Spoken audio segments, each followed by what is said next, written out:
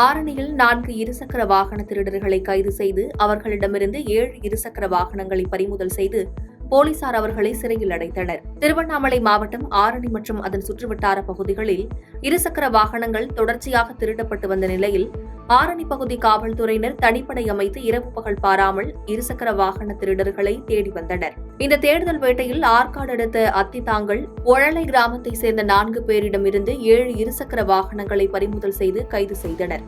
மேலும் அவர்கள் மீது வழக்கு பதிவு செய்து நீதிமன்றத்தில் ஆஜர்படுத்தி சிறையில் அடைத்தனர்.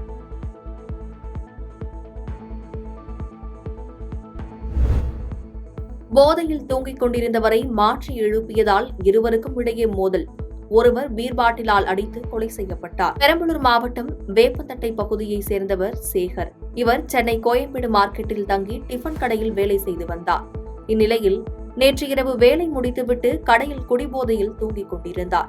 அப்போது அங்கு தனது நண்பரை பார்க்க வந்த கோயம்பேடு மார்க்கெட்டில் பணிபுரிந்து வரும் சக்தி என்பவர் நண்பரை எழுப்புவதற்கு பதிலாக குடிபோதையில் தூங்கிக் கொண்டிருந்த சேகரை எழுப்பியுள்ளார். இதனால் ஆத்திரமடைந்த சேகர் சக்தியை ஆபாச வார்த்தைகளால் திட்டியுள்ளார். குடிபோதையில் இருந்த சக்தி கோபத்தில் அருகில் கிடந்த பீர் பாட்டிலை எடுத்து சேகரின் தலையில் தாக்கியதில் இரத்த வெள்ளத்தில் மயங்கினார். இதையடுத்து அங்கிருந்தவர்கள் சேகரை மீட்டு கீழ்ப்பாக்கம் அரசு மருத்துவமனையில் சிகிச்சைக்காக சேர்த்தனர்.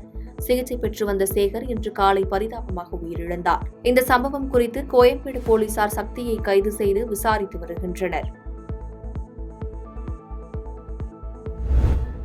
விருதுநகரில் முகவரி கேட்பது போல் நடித்து மூதாட்டியிடம் 5 பவுண்ட் தாலி செயினை பறித்து சென்ற கேரள இளைஞர்கள் 1 மாதத்திற்கு பின் போலீசார் கைது செய்தனர்.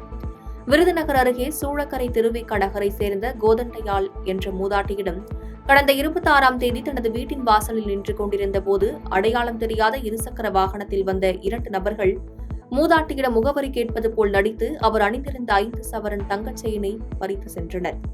இது தொடர்பாக மூதாட்டி அளித்த புகாரில் சூளக்கரை காவல் நிலையத்தில் வழக்கு பதிவு செய்து விசாரணை மேற்கொண்டு வந்தனர். இந்நிலையில் விசாரணையில் கேரள மாநிலம் திருவனந்தபுரத்தை சேர்ந்த ரம்தாஜ் என்பவர் மூதாட்டியிடம் செயின் பறிப்பு சம்பவத்தில் ஈடுபட்டவர் என்பது தெரியவந்தது.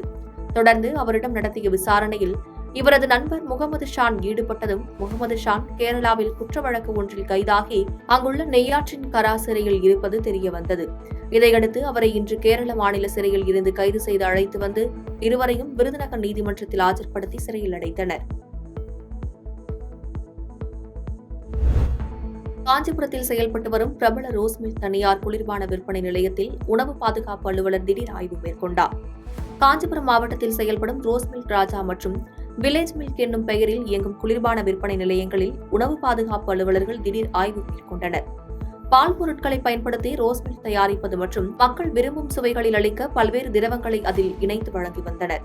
இந்த திரவங்களை உண்பதில் சில உடல் உபாதைகள் ஏற்படுவதாக தெரிவித்து வந்த நிலையில் நேற்று இரவு காஞ்சிபுரம் மாவட்ட உணவு பாதுகாப்பு அலுவலர் டாக்டர் அனுராதா பல்வேறு நிலையங்களில் திடீர் ஆய்வு மேற்கொண்டு உணவு மாதிரிகளை சேகரித்தார்.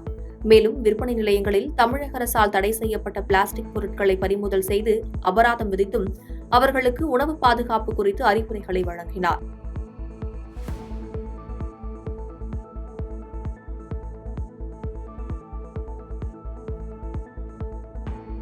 பாதகம் செய்பவரை கண்டால் நாம் பயங்கொள்ளலாகாது பாப்பா. மோதி மிதித்து விடு பாப்பா, அவர் முகத்தில் உமிழ்ந்து விடு பாப்பா.